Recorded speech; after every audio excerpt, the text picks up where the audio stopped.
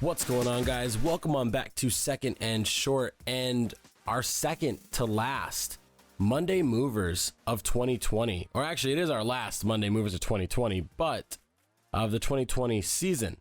I am Tyler Lauder, joined with my co-host Aaron Ben, and today we're going to be breaking down those players, coaches, and teams that move up and move down in our real, not so real power rankings.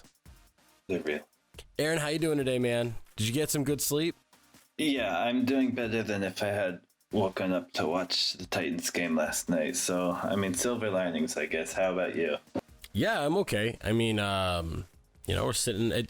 I'm in the weirdest place in the world as a fan. You know, you always root for your team to win, and then you look at that like draft pick slot, and you're just like, oh man, I want that as high as possible. But like, you don't want your team to lose. It's such a double-edged sword. It's weird, but yeah, I feel you. All right, let's move into special Friday night action. We had a Christmas Day game. Very fortunate for all those players that got to miss spending time with all their families just so the NFL could make lots of money off of them. And there was a record day. At least he didn't break the record, but Alvin Kamara, the New Orleans Saints just destroyed the Minnesota Vikings defense. Talk about Alvin Kamara tying an NFL record, 6 rushing touchdowns. You know what? You know how long that record has existed, Tyler? Since the 1960s when Gale Sayers was playing, the legendary running back for the Chicago Bears, who got 6 touchdowns in the game. I think it was against the 49ers. I remember it like it was yesterday. But no, for real, Alvin Kamara had 6 touchdowns on 155 yards. Just a perfect game. And Saints were moving up and down the field at will. And Alvin Kamara, even though he didn't play, I think he played like 60% of the snaps. And I think I read that he had a touchdown like every 7 snaps or something crazy like that, which is ridiculous. So insane game from Alvin Kamara. No, it was. And the crazy thing is, too, is that he could have had a 7th rushing touchdown as well, but they pulled him out, and Taysom Hill got that. So the rush defense for Minnesota went from like being like middle of the road. You know, when you see those statistics at the end of the year, it's going to look like their rush defense was poor, but really they just allowed 7 rushing touchdowns in one game.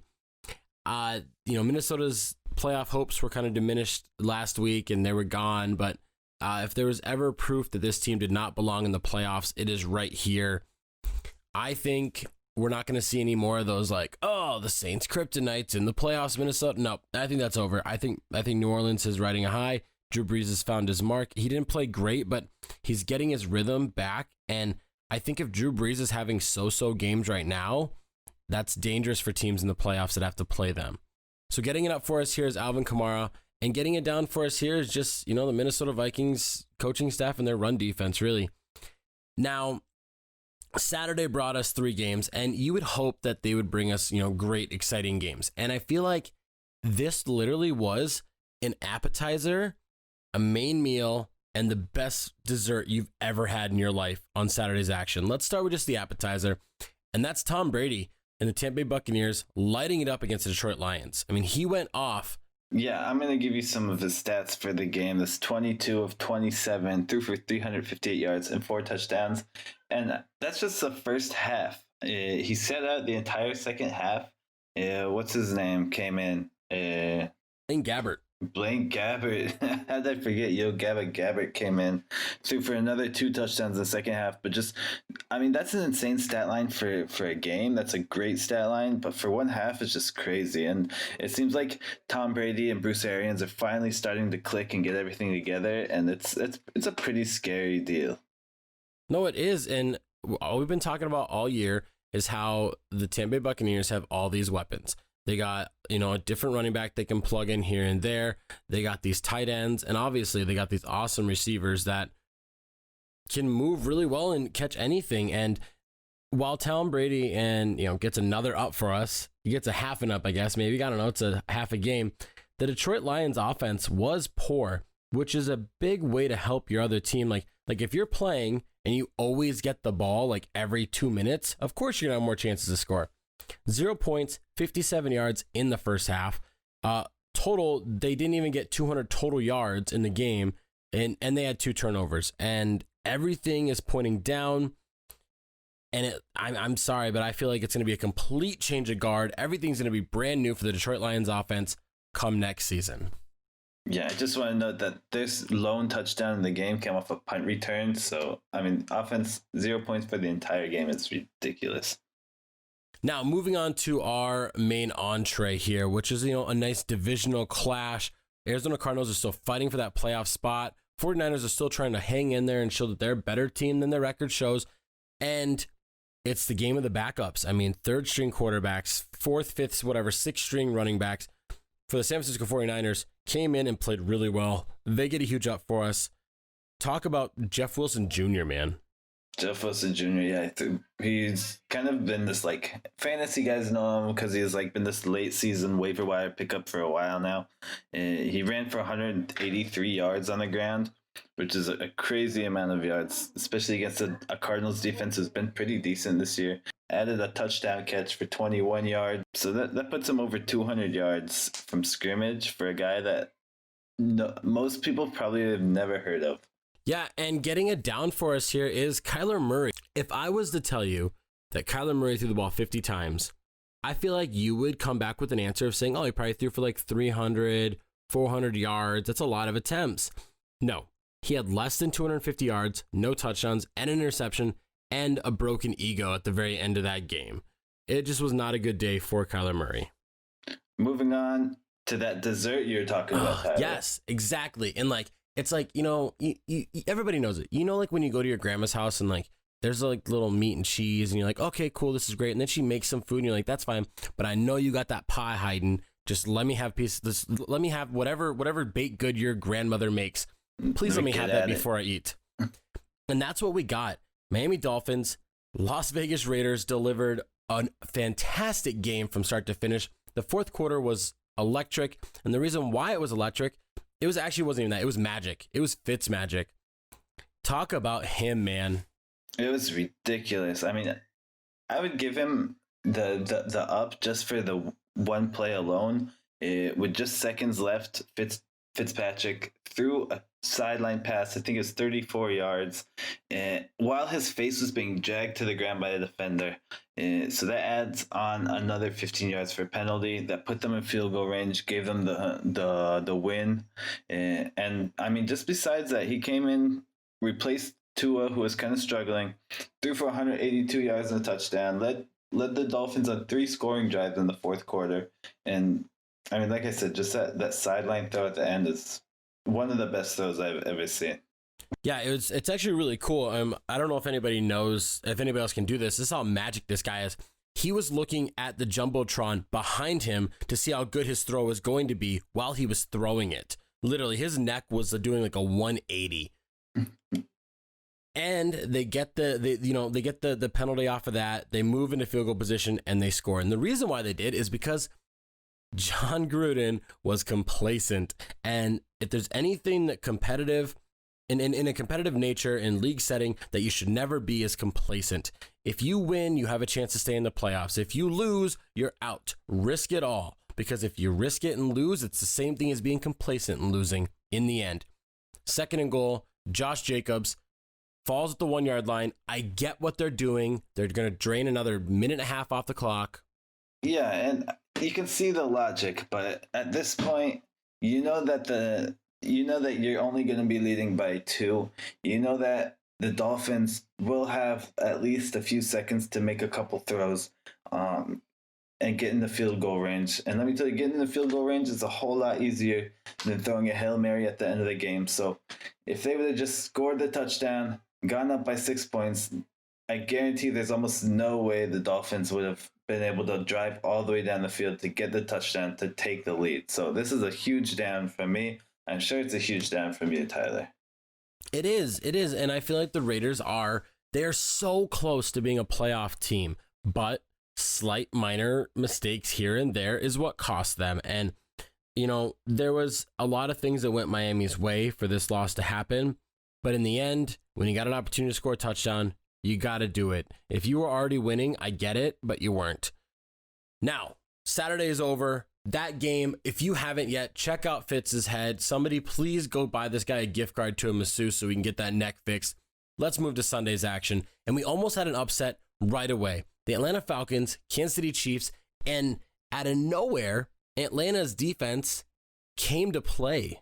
the Falcons defense has been terrible all year, save for that game against the Raiders where for some reason held them to 6 points. Then he came in against probably the best team in the league, held them to just 17 points. It was 7-7 going into the half. The Falcons intercepted Pat Mahomes twice, almost had a third one to kind of ice the game, but the rookie just straight up dropped it in the end zone.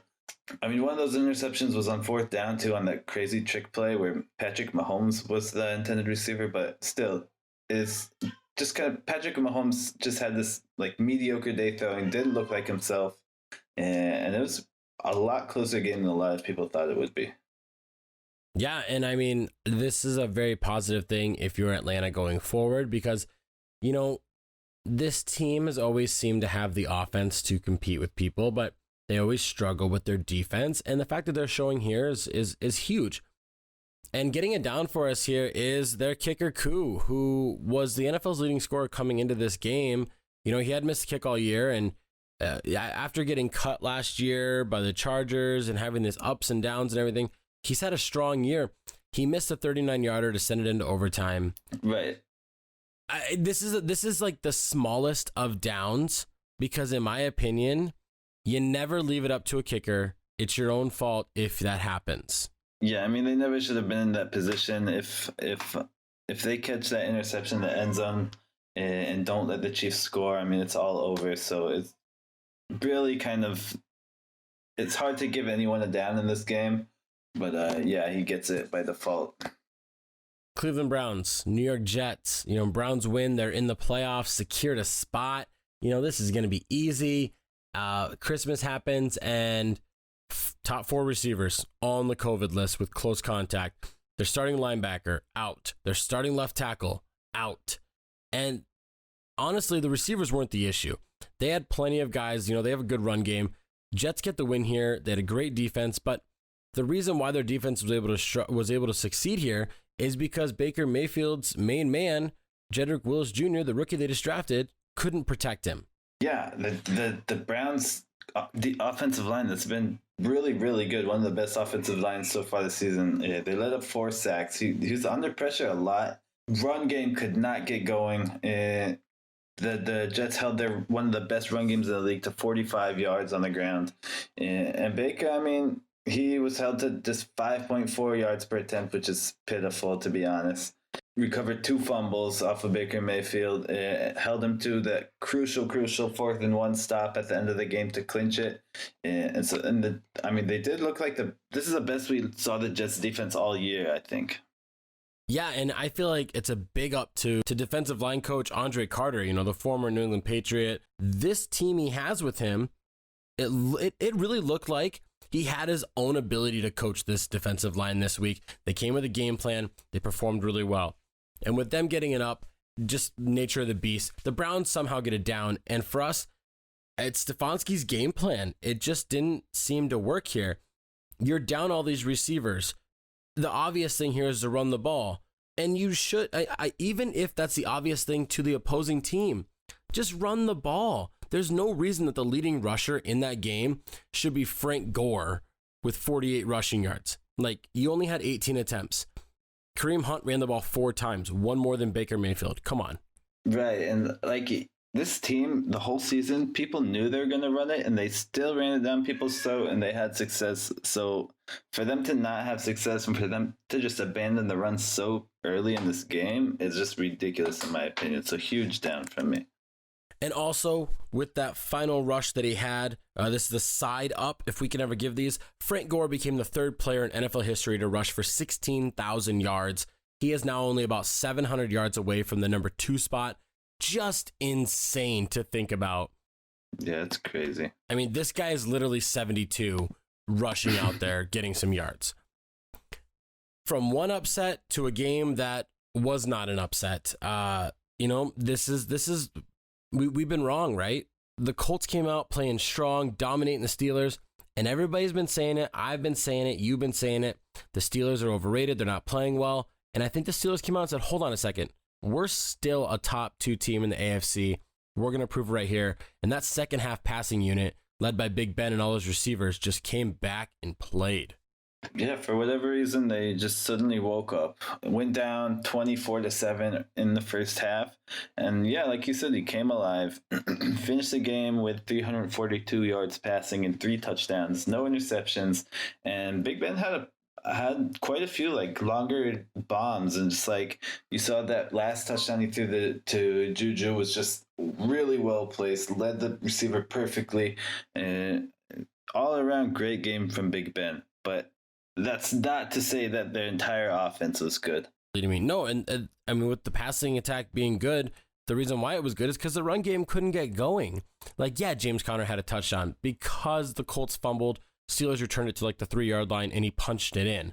But 14 carries, 20 yards. They were playing behind a lot, but still, they couldn't get the job done. They scored on 1 goal line opportunity when they should have scored on 3 or 4. This is not good for a Steelers team. Now, we're going to give them their offense an up. The rush game gets it down because come playoff time, I don't care what anybody says. I know the Chiefs just won. They're an anomaly. A dominant run game and a good pass rush will win every Super Bowl 9 times out of 10. That's just how it is. And if you don't have a run game and you're down early, you're not always going to come back. So we have to take this with a grain of salt. Another thing to note here, another slight up because we're getting more records broken and everything. Phillip Rivers tied Dan Marino for 5th all time for passing touchdowns. Something that I don't think most people would like look at and like believe, just because Phillip Rivers always gets looked at as like the 3rd quarterback from that draft class type thing because he has no Super Bowl rings. But big ups for him there on getting, moving up on that all-time list. Chicago Bears, Jacksonville Jags. All you got to do, Jags, is look like ass out there and you get Trevor Lawrence. That's all you got to do. And guess what? They did. And the big part they did is because Chicago Bears offense is good. The Bears offense has scored 30 points for the 4th game in a row, which is something that I'm going to reference. I'm going to reference Gale Sayers again here. This is the first time they scored 30 points 4 straight games since 1965 when Gale Sayers was on that team. So it's kind of like weird seeing the Bears being on here because of their offense, but whatever they're doing, it's like working, I guess. It's like when you watch a baby giraffe run and like he's all like wobbly and stuff, but somehow he gets there. That's what it's been like. I mean, Mitchell Trubisky throwing in the quadruple coverage in the end zone and getting picked off is just, it's like the sacrifice you make to somehow make it to 30 points. It's weird.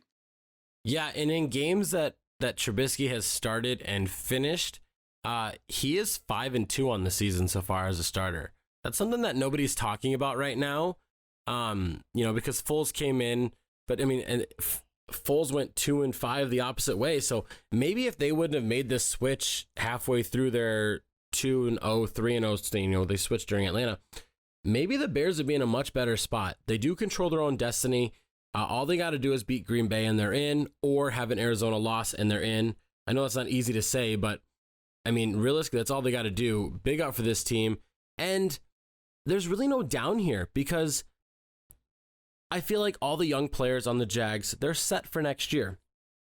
I mean, they're going to get Trevor Lawrence now with the Jets win. It's official. They have Trevor Lawrence, or they have the biggest trade package in NFL history just ready for them to get whatever they want, which could be an option with there being 4 or 5 quarterbacks worth drafting in this class.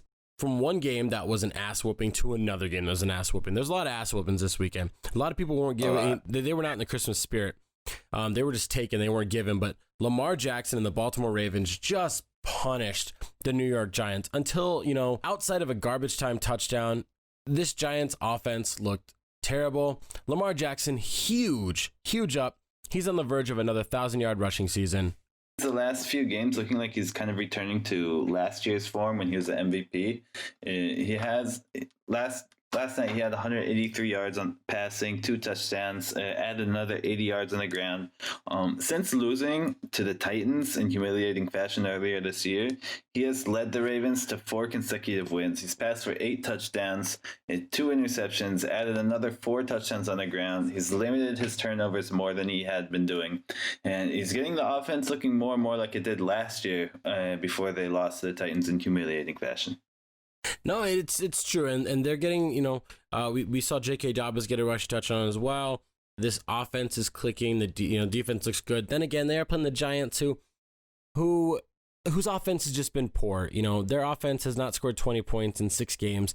The last 4 games, they've scored 12, 7, 6, and 13. Like, that's just so bad. That's not what you want to see optimally. It's not even just Daniel Jones or Colt McCoy, but it's just like this team, they're always under pressure. Their quarterbacks, they got sacked 6 times. That's 12 sacks in the past 2 weeks and 20 times over the past 5 weeks. Like, you cannot win games when you can't protect your quarterback, unless you're the Seattle Seahawks, which I guess that argues everything I just said because they allow a lot of sacks. We'll get to that later. But this Giants offense, I don't know what it is. Every year I feel like they're investing in offensive linemen, but it's not working. Yeah, something's got to give, and we'll see. It'll be interesting to see if they do end up picking a quarterback in this year's draft, or if they try to protect Daniel Jones a little bit more. Now, moving on to a game that had huge implications. The Bengals are sitting at the number 3 pick. The Miami Dolphins hold the Texans pick, which is sitting at like 6 or 7. But if the Bengals win and the Texans lose, the Dolphins have the number 3 pick while also being in the playoffs. And that's what happened because of Brandon freaking Allen, man. Like, Joe who? Brandon Allen threw for 371 yards, 2 touchdowns, and no interceptions against a very poor Texans defense. He didn't take any sacks, which is very impressive for this Bengals team. And it gave him time, 10 yards per attempt. And I really like what you wrote in our notes, that there's a chance he is the best quarterback in history. I swear to God, every time Red Zone switched over there, I just saw Brandon Allen throwing another bomb downfield. It was incredible. I fell in love with the guy. I think he's the MVP of the season, and that's all I have to say about that. Yeah, and getting it down for us here is so we kind of like have a difference on this and everything. I think the Texans actually played decently well. I think they have a bad defense. I think all their draft picks, they need to go Carolina Panthers next year. And all the draft picks that they do have, since they don't have a first, need to go into defense. Just invest. Your free agent spending, invest. David Johnson actually looked pretty good. Brandon Cooks actually looked pretty good. Deshaun Watson was running for his life a lot, but he still looked good. And I just honestly think that this team is they just need some playmakers on defense. J.J. Watt said they just played horrendously, and I love it, to be honest. Denver Broncos, Los Angeles Chargers. This Chargers team, despite everything that Anthony Lynn is doing, has 6 wins on the year. And whoever takes over this team in the offseason, good job. You're going to inherit. It's literally a family inheritance from your shitty great uncle, who passed away and everything. And it's like, well, he was a really terrible person, but thank you for everything you left me. Yeah, this team looks ready to, as soon as they get a semi-competent coach, think about it. They have a bunch of talent on both sides of the ball. They got Austin Eckler, you got Keenan Allen, Mike Williams. Is starting to improve your defensive line. We talked about Bulaga in the offseason. He's played well. And then, of course, your franchise rookie quarterback, Justin Herbert, on that cheap rookie deal. Defense has lots of talent, too. I won't go into it, but it does look like one of the better head coaching situations available this coming offseason, assuming he does get fired. Yeah, if he keeps his job somehow, he is going to become the new Marvin Lewis. And I was watching this game at my job. I live in an area that there's tons of Broncos fans, and I'm sorry for all my friends that are listening to this that are Broncos fans, but I'm going to stand by what I said at the very beginning of the year. Drew Lock is not the guy. He's just the next guy in line. That's all it is. He's just in line. It's his turn to play quarterback for John Elway. He's going to get off the carousel, and somebody else is going to get on. He looked bad. And hold on, before anybody jumps in, yes, Jerry Jeudy should have had a couple catches and everything. Here's my thing. I saw one late in the fourth quarter. Jeudy is running about 75 miles per hour straight down the field. And then at the very end of his run, he has to jump like 3 feet off the ground to catch a ball while he's sprinting and turn around to catch it. Everybody's saying he should have caught it. I think it should have been placed in his hands and he shouldn't have had to jump and lose his stride. That's just me. But Drew Lock gets a huge down for us here. Yeah, and moving on to the next game, Panthers at Washington football team. I don't really have anything. I didn't see anything that particularly stood out to me as an up here. I don't. What do you think, Tyler, as a Panthers fan? I think that Carolina needed to get another win. I think Matt Rule needed to get another win. I think Carolina needed to look like they were a team that was moving up. Teddy Bridgewater was sacked 4 times in this game from a Washington team that's what they do. Like, they sack other people. That's, Mike Davis didn't play really well. Teddy Bridgewater played okay, like not great. Curtis Samuel played amazing. I mean, he had 5 catches for 106 yards. He had 7 rushes for 52 yards. Granted, one of those was 45 yards long. But after this game, Carolina now has 2 top 15 receivers in yards, and they have the number 40 receiver in yards. I mean, Robbie Anderson, DJ Moore, both over 1K on the season with 1 game to go. And Curtis Samuel sitting at 733. I think that right there, if they can re-sign Curtis Samuel, keep Anderson, I'm not saying they're going to, but if this team gets a different quarterback, like a younger quarterback, that's a great core to have. Plus McCaffrey coming back.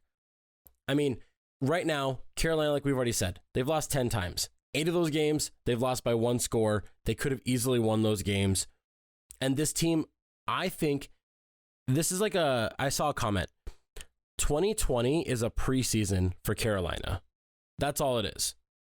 Yeah, like we kind of said about the Chargers and minus the QB, they do have this kind of nice skill position already kind of built there, and I think it's a good spot to kind of bring in a rookie quarterback and have him start getting into the game. And Brian Burns, sorry, I have to say this, Brian Burns as well, huge snub. I mean, he's top 5 in multiple defensive end categories on QB pressure rate, on sacks, he's 11th, forced fumbles, he's 11th. He is playing really well. He got another sack there. He looked good as their first round pick. And I just want to touch on one more thing. They interviewed Ron Rivera, former Carolina Panthers coach, and said, why is Brian Burns looking better this year? And he said, because Brian Burns doesn't have a broken hand. That's why. So, and breaking news, as of time of recording this, Washington football team has released quarterback Dwayne Haskins. What? They just did it. Really? Let's talk about why he's a down for us before that news even broke. Go ahead, Aaron. Well, all right. Well, that is actually news to me. That is great timing. Yeah, that is really good timing. I feel like you're like Adam Schefter, and I'm just like the millions of masses huddled around my Twitter.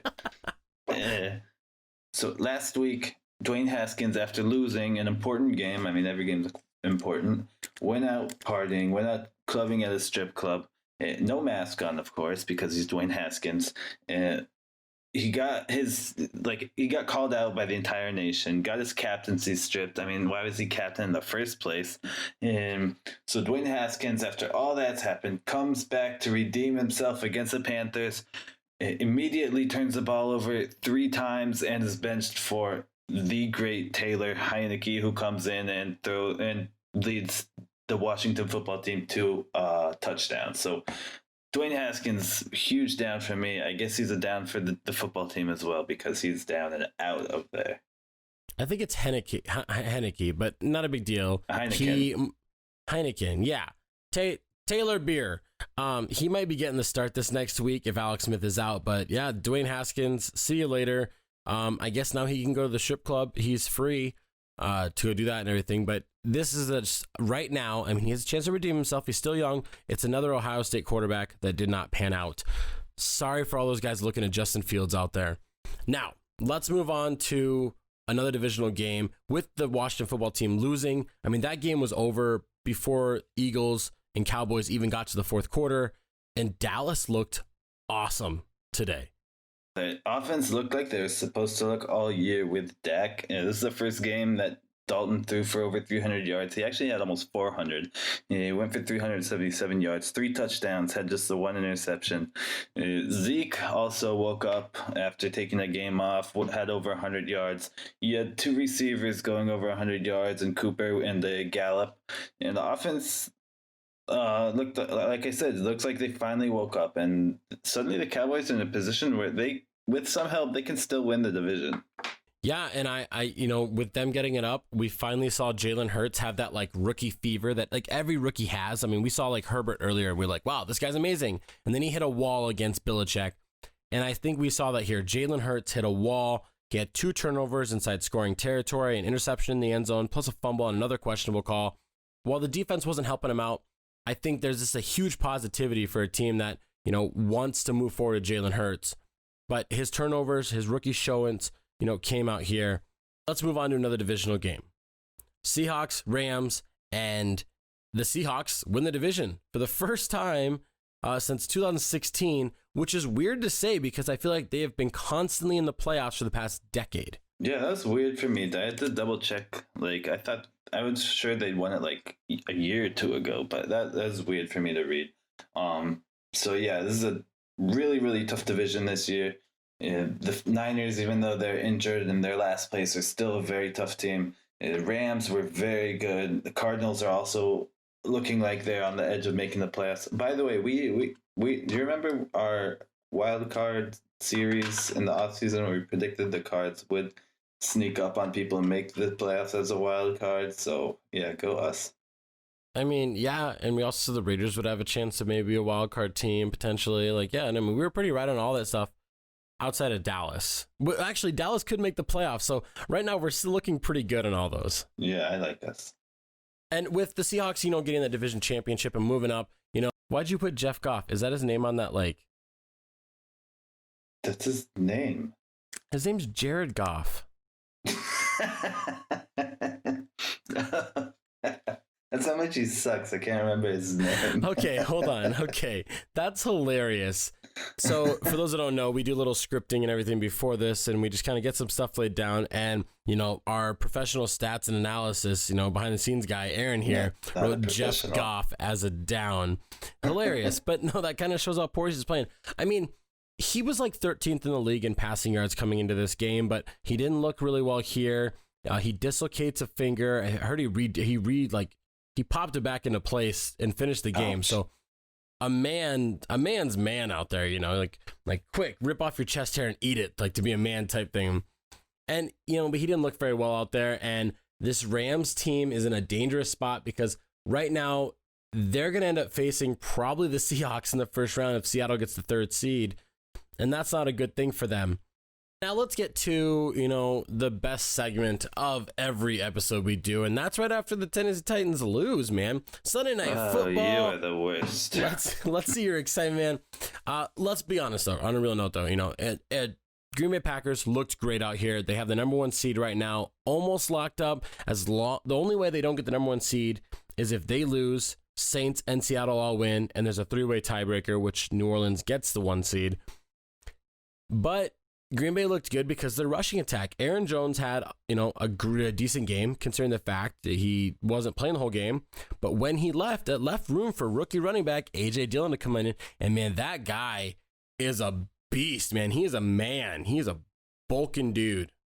Yeah, he looks like a bigger Eddie Lacy out there, if that's even possible.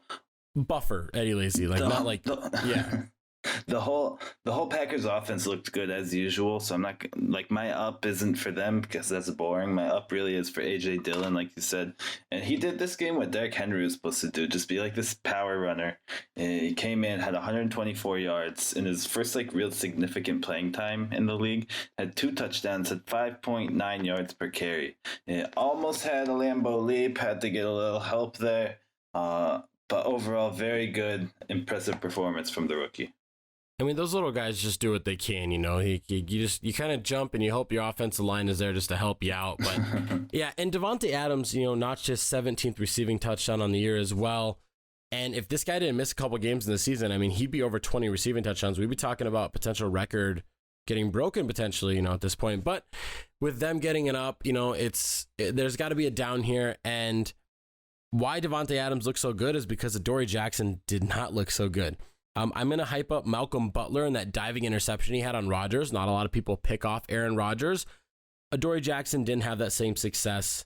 Go ahead, man. The floor is yours. Yeah, and I mean, Adoree Jackson... You didn't adore him this game. He wasn't shadowing Adams the whole game. And this is his first, real game action back. I mean, he played like a few snaps against the Lions last week, but this is his first full game of the season, and you could tell. I mean, he led up 2 touchdowns in coverage. He looked just kind of slower than what we're used to seeing him play, and he led up a lot of big catches and just really not looking like himself. So kind of a down for me. I think Titans fans were kind of disappointed in his performance, but I don't think they should have been too surprised given the team we're facing and how much time he had missed. Alrighty, and that's going to do it for us here on Monday Movers Action, where we talk about all the ups and downs on our very real, not real power rankings. And let's give a prediction. As the time of recording this, the game has not been played, so if we are wrong, hindsight's 2020, shut up. All right, Buffalo Bills, New England Patriots. The Bills already have the division locked up. Cam Newton is trying to secure maybe another record. He's also trying to get a job, for next year. Who wins this game and what's the score? I think this is going to be a closer game than some people may think. I think a lot of people are expecting the Bills to blow out the Patriots, but don't forget, this is a divisional game. This is Bill Belichick. I think the Patriots can pull it off. I don't know that they will. I'm going to give the Bills a win, 20-17. And I'm actually going to go a little bit higher on this, and I'm going to go with upset alert. I have the New England Patriots winning this game 30-24. Josh Allen is going to have the final drive, and it's going to come up with an interception, I feel like, in the end zone. And that's it for our show. Thank you guys for tuning in and listening to Week 16's Monday Movers. We'll be back with one more edition of this for this regular season, and then we'll kind of give a final analysis on ups and downs after the Super Bowl has happened, after the playoffs have been going through and everything. Be sure to click that subscribe button down below to stay up to date on everything that is Second and Short. Remember, in the offseason, we talk about a lot of different things, a lot of different topics, a lot of great videos, if I do say so myself. Leave a like down below. It's the cheapest way to support us. And be sure to check us out on social media, such as on Facebook, where we update every single episode that comes out. Also on Twitter, where we try to interact with our fans and have polls and stuff like that. And on Instagram, where we have not only every fantasy episode and every Monday Movers episode, but we also have midweek posts with news updates, discussion points, fantasy updates, things like that.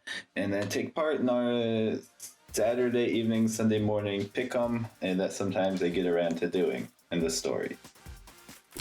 Thank you guys for listening. We'll see you guys for our final week.